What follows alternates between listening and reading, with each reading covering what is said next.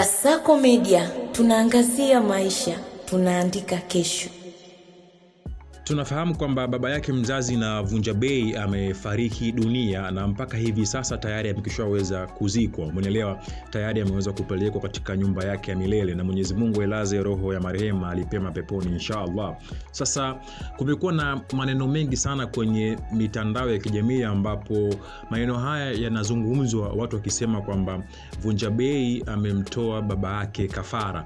Na maneno haya yametokana kwa sababu ya kwamba Vunjabei mara baada ya kuweza kumzika baba yake alitangaza wakati huo huo kwamba anaingia kwenye biashara ya real estate. Nazungumzia kwamba biashara za upangaji wa nyumba, umeelewa, sijui kitu vitu kama hivyo. Sasa Vunjabei alitangaza apartment zake mpya ambazo hizo apartment ziko maeneo ya Mbezi Beach, umeelewa, ambazo ni gorofa, zipo kama gorofa kama 22 hivi, ambazo hizi gorofa Vunjabei mwenyewe anasema kwamba anakuwa anazipangisha, umeelewa. Sasa watu wengi wamekuwa wakizungumza wakisema kwamba ni kwa sababu gani Vunjabei ameweza kutangaza hii biashara yake mpya, na kwa nini hizo gorofa zimeisha kwa uharaka namna hiyo, na kwa nini ametangaza mara baada ya baba yake kuweza kufariki, umeelewa. Watu wakawa na hoja wakisema kwamba kwa nini asingeweza kusubiri angalau kidogo, wiki mbili au wiki moja, watu wasahau kuhusu kifo cha marehemu baba yake, alafu ndo aje atangaze hiyo biashara yake mpya ambayo ameingia. Lakini sasa watu wengi wamekuwa wakisema kwamba ama huenda Vunjabei atakuwa amejaribu kumtoa baba yake kafara kwenye imani za kishetani ili kuweza kufanikiwa zaidi, ili kuweza kujiingizia fedha na vitu kama hivyo, sijui umeelewa.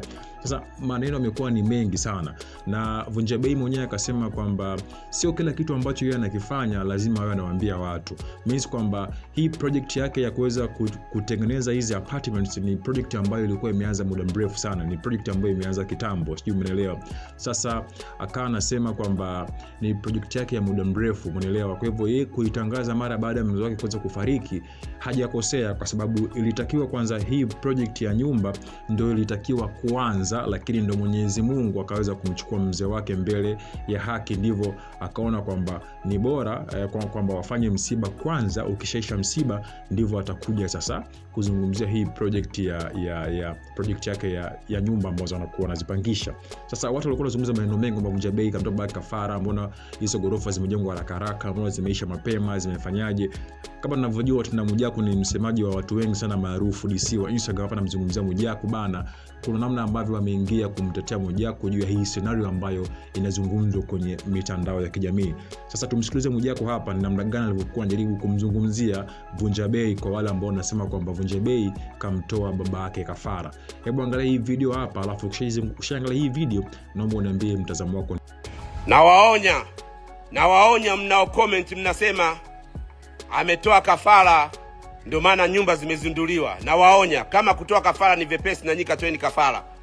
Hajatoa kafara Vunjabei, hajatoa kafara. Baba yake alikuwa anampenda, ameishi naye kwa upendo. Kwa hiyo wale mnao comment ujinga, kamtoa kafara baba yake ndio maana nyumba zimeisha. Hapana, hizi nyumba zimeanza kujengwa zamani sana, alikuwa hataki kuposti. Si unajua Vunjabei sio mtu wa kuposti. Hizi nyumba toka amezijenga hajawahi kuposti. Toka anaanza msingi kanunua kiwanja bilioni 2 ngapi sijui. Kiwanja tupu. Hajawahi kuposti. Leo aende akamtoe kafara, hapana. Hayo maneno mnaosema mnanikwaza. Hajatoa kafara mtu yoyote. Ndio maana yuko hapa kuenzi maisha ya babake. Leo tutaenzi maisha ya babake hapa nyumbani kwake, kwenye apartment zake za kwa Mamunyange Mbezi Beach. Hajatoa kafara. Leo tunamuenzi mzee wake hapa kidogo. Tutakuwa pamoja, tutakula, tutakunywa. Karibuni. Kasako Media, tunaangazia maisha, tunaandika kesho.